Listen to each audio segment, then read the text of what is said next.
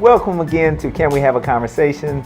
Welcome back, Dr. Connor. It's pleasure. good to see you again. Yes, sir. We had some great things to talk about, and I just want to just go right into it. Where would you like to start? Would you like to start where you left off? I know you took some notes about some other things, but do you want to talk about? Let me look here right quick.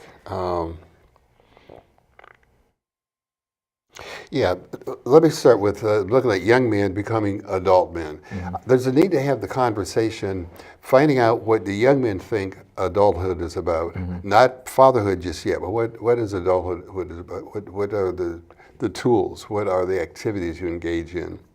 How often you engage with them also. Mm-hmm. And then slide in then from that to what is a father about. Mm-hmm. Ideally having a conversation about fatherhood before, in this case, I'm going to say before you guys are pregnant, because I do see him as being pregnant also.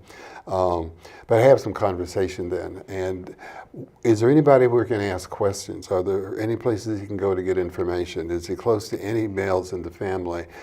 Is he aware of anybody? And if you got a lot of young guys I'm working with are athletes, are they involved with some things? I don't find coaches being particularly helpful, to be honest. They wear a different hat. But are there viable men in their lives that they can call upon? And if so, the plan that I would really like to see us have is those conversations, one, as needed, and two, at predictable times. Just to set it up all the time, we'll get together at 11 o'clock on Tuesday and Thursday, et cetera, you're going to miss a lot. You're going to have to be, until these guys get organized, you're going to have to be available on the fly with them as well. But I think there's a huge need for that. And the work that you're doing in terms of father to father, and I go to man, I think is really critical, because I think that the men in our lives bring information, roles different than what women bring. And the women's roles are really valuable. No argument at all with that. But essentially for the men, the large segment of men who have not had a consistent, viable male in their lives, we really do need to start talking about directly about how do we fulfill those gaps. One of the things that I wanted to talk about was, because you went right into that, is something that I don't see in our communities, and that is a fatherhood support group. Man, yeah. And you know, they have all kind of women's support groups, but starting at the hospital when you have give birth, yeah.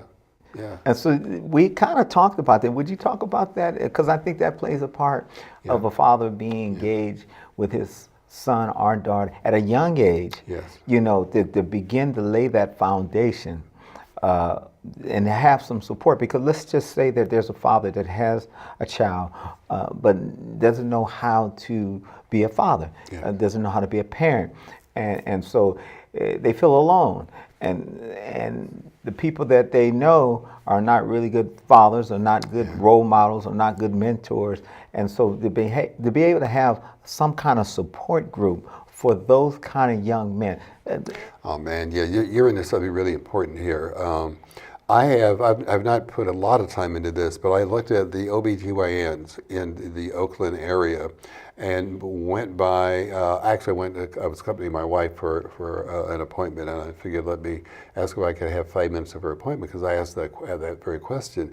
You've got fantastic programs for mothers and mothers. Now my wife is not pregnant. This is some other things. It's, we're senior citizens now, but I was there to ask questions, and would they be open to sponsoring a group? And the answer was they would not be opposed to it, but space is really tight, et cetera, but they hadn't thought about it. And I said, was there anybody that you're aware of? Because I'm trying to get men to come in for prenatal visits, because that to me is the time to begin to try to capture some of these men and get them on board. And I understand this, but both the doctors I was talking with, and it was really brief because I know they were busy, but they said they hadn't even thought about that. And I'm thinking, okay, your focus is here, and I can't argue with that. And I'm not asking you to do anything, but would you be open to at least share this information with your clientele, with your patients. Never to get an answer on that. And when I went to two different places, and I know they don't know me from Adam. I have no idea what it is that I would, when I'm willing to talk with them, I'm certain you'd be willing to talk with them if they would want that. But I think we're missing something here, and I think we're missing really, really important information. So this is another one I think that men and women need to work together, because this is a really, really important, valuable commodity we have, and we need to do some of the things with it. Because oftentimes you hear a lot of mothers say that I need help. Yes. You know, I need, you know, I feel like I'm doing this all alone. Yeah. And most of And the time many they times are. they are, yeah. And then you have the father that's running away from his responsibility because of fear, or just feel like he's not, adapt to the, or not adapt, but qualified or equipped is a good word. That he's not equipped to be this father, and he didn't plan on it. You know, and that's one of the books that I want to write is a book called Planned Fatherhood. Yes. You know. Yes. Because. Yes. Go ahead. Our program, the program that I wrote for the state of California, was housed out of Long Beach, called The Role of Men. But we did that. We went seeking men who were in a pregnant situation. For the most part, the group was a pregnant situation up until 18 months, because we wanted to capture those men who were just getting started.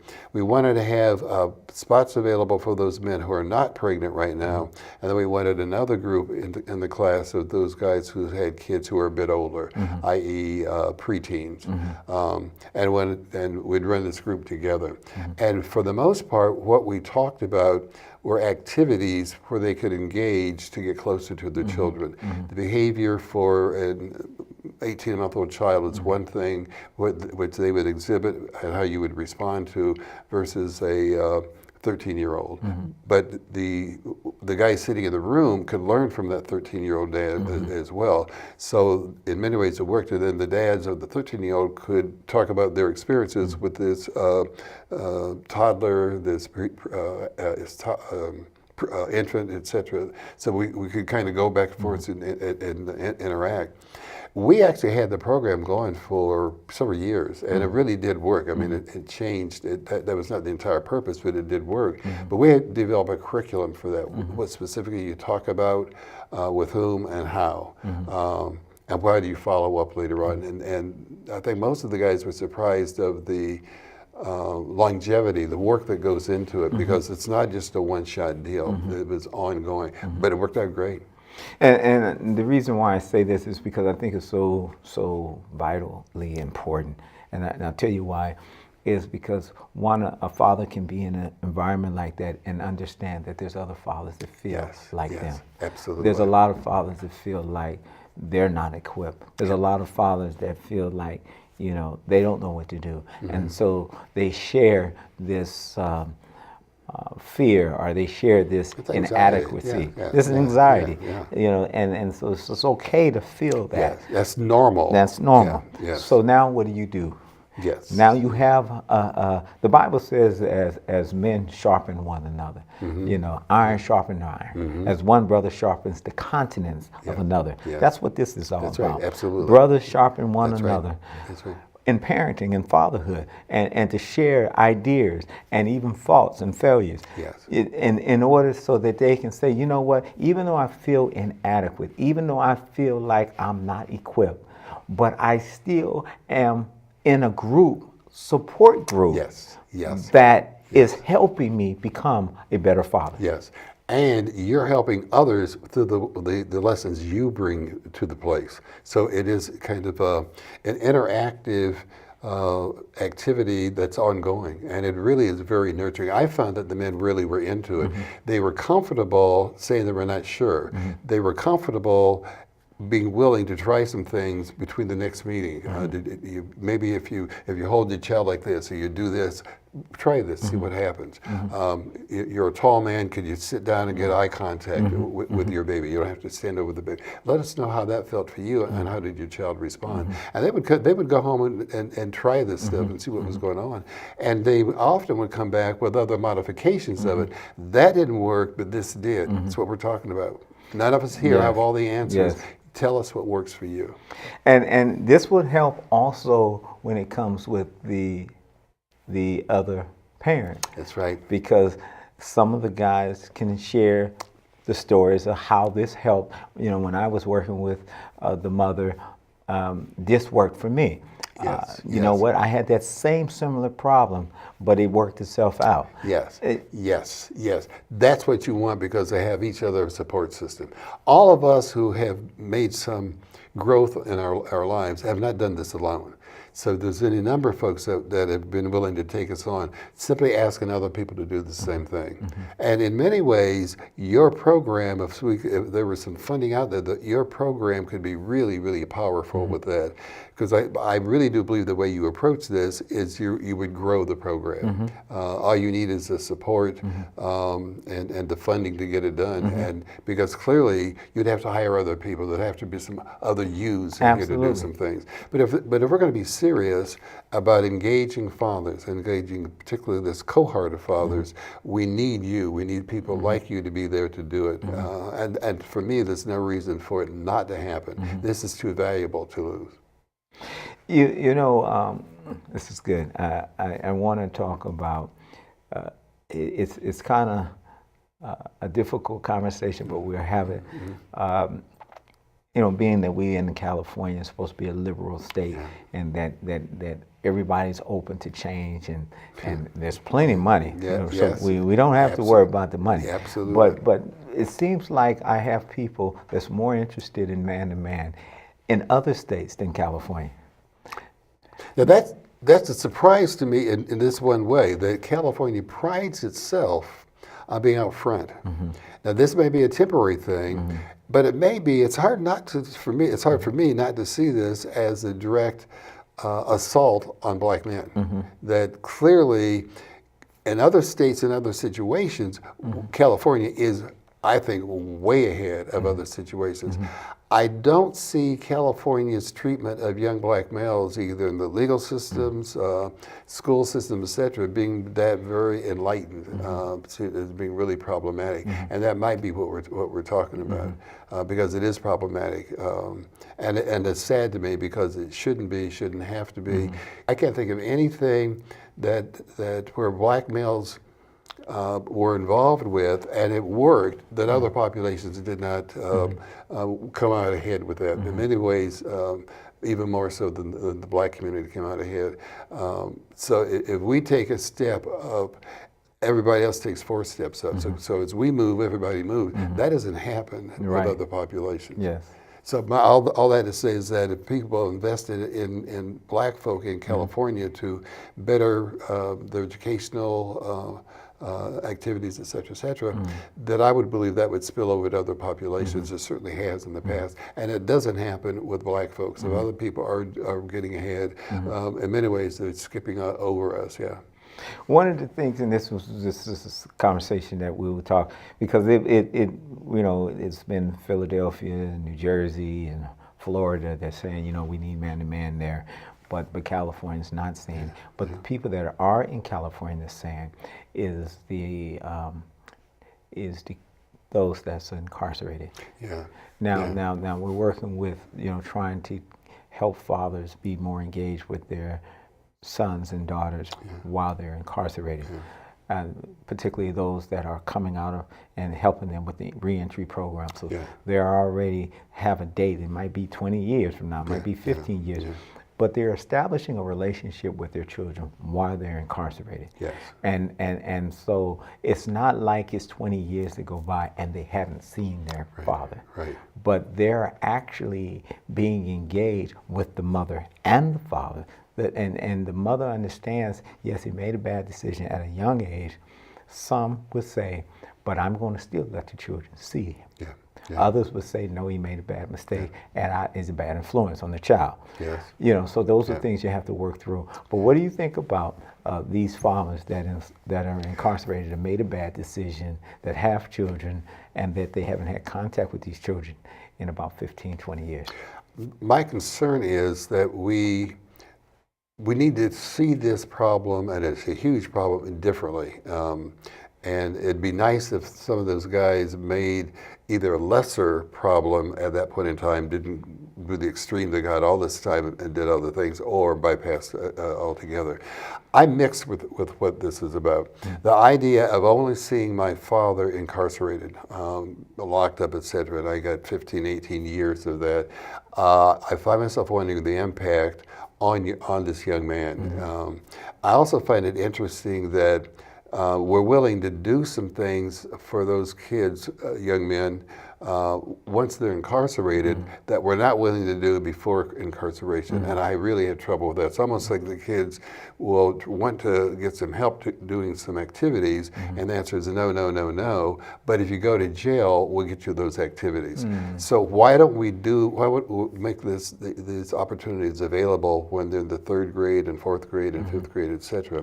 There was an activity going on, and this is different with the work you were doing. There was somebody was doing something with one of the prisons, and they had gotten permission for some of the men to do some taping, and they wanted to hear some stories. And the plan was to try to use these stories to curtail other people making those bad decisions. We also, as it turned out, there was also a middle school in Oakland that also applied for some funding to get a couple of cameras, etc. Well, the prison got the money to do it, and the middle school didn't. And I remember saying that, wait a minute, you think this through. You're basically telling these kids, if they're going to school and avoiding prison, there's nothing for them. If they go to prison, they can then learn to do this. Unfortunately, they're in jail for 40 years, so it really doesn't do any good overall with what's going on.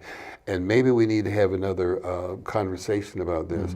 What about allowing, encouraging men to actually get rehabilitation in prison and get everything expunged once they paid their dues, so they really have something to work for, i.e. getting jobs, etc. But there's a whole bunch of other ways that I like to see us start to do. To reach those men need to be reached. There's no doubt at all about that, because you can't just, if they're alive and they have offspring, we can't throw them away. The issue, though, is we need to have some ideas about what do we want to do, and not piecemeal. So your program could be really powerful with that to help other programs find their way. And I know some of the folks have done some really terrible things, and the reality is maybe they may never get out. But we got to have at least an opportunity for most of the men to get out, and not to continue to wear the mantle of shame and a lack of opportunity. We've got to do that differently. This a guy, and he got in an altercation. He was a drug dealer, and he was in Michigan, and he ended up killing someone. And so he was supposed to do 20 to 40 years. And then while he was in prison, he was doing a lot of illegal activity. He was a loan shark and selling drugs and doing all kinds. He got in an issue with a correction officer. They got into an altercation, and so they ended up throwing him in solitary confinement. And so he was in there for 4 years. And he talked about that story, and he talked about how that affected his life. But he had a gift, because he was an honor roll student before his mother and father divorced, before his father left the home. And this is the thing, when he got out, he did 19 years. He went in at 19. So he was 38 years old. So he spent half the time in prison than he was living. And then he came out, and he did change his life, and he wrote books, and now he's at MIT speaking, and he's been on Oprah Winfrey. But sometimes, as you said, sometimes the illegal activity in our society will cause a person to go to jail, particularly a man, and then he will come out as a celebrity when he finds his gift. Yes, and shares it. And shares it. And but still, this particular guy had a father, and his father stayed by him the whole 19 years that he was incarcerated. Wow. Yes. And never gave up on him, and kept encouraging to read and to write. And this guy could read and write. And the dad saw a genius. Yes. Yes.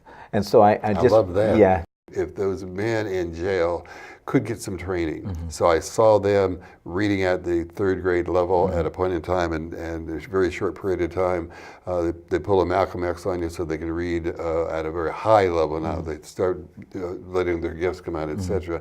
The child can see that there's some opportunity. To show the child that there's no opportunity for your father. Your father's been pretty much written off. You're him. You're useless, etc., is an ugly message. I remember I'm blocking on who it is, but there was somebody in the prison right around the corner here who was a really terrible character as a youth.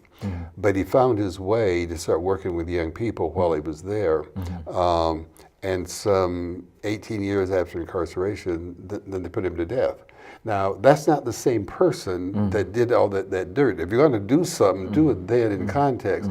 But don't have him be a hero to the local youth doing the work that he's doing with kids, doing some really good work to atone for what he had done, and all of a sudden his time comes up. It's just baffling to me. Yeah. Anyway, No, the now politics this is because this is all talking about the developmental stages of a young boy to a man, the skills that he didn't have, bad decisions that he made because of a lack of a father. But why he's incarcerated, he's learned how to read, or even if he didn't, if it's not incarcerated, but he changes his life because he recognized that his children needs him. And as he changes his life and really commits his life to his children, then he has to deal with the barriers. And the barriers is one is the mother. The barriers is traditional court system. The barriers is child support system. The barriers is he's black. You know, the barriers is that he's not adequate enough to be with his children. And so these are all barriers, stereotype barriers that he doesn't know how to be a father. A father shouldn't be with his child. Father doesn't, and the children should always be with the mother. You know, and so you have this this monster that and this black side of our society that one says, you know, you need to be with your father. Other side is saying there's nothing but deadbeat fathers in this community. And then you have the other one that's saying, no, I want to be engaged with my son, and I'm not who you say that I am. And it looks or appears as if you're throwing me in the pile with all the other deadbeat dads just because you don't have the time to investigate to see who I am. So you are the interest. And so it's a difficult problem. It's a difficult issue that I think we need to address. We do, and we need to address it quickly, as soon as possible, and directly, because essentially what I was saying is that who this kid is at the point he got in difficult trouble may not be that same person, and we need to deal with this person. I think there's a variety of things that we need to do with these two educational legal systems. And number one is to be honest about how much money do we want to throw away. If it takes $7,000 to educate a child per year and $100,000 to incarcerate per year, the basic, I'm talking about really basic common sense and math, argue one fairly directly. Now, do some of those folks stay where they are? Probably. But there's no reason for the mass of these people to be paying into the prison industrial complex when there's other things we could be doing with this mass of money, i.e. fixing schools. And I think that's very doable.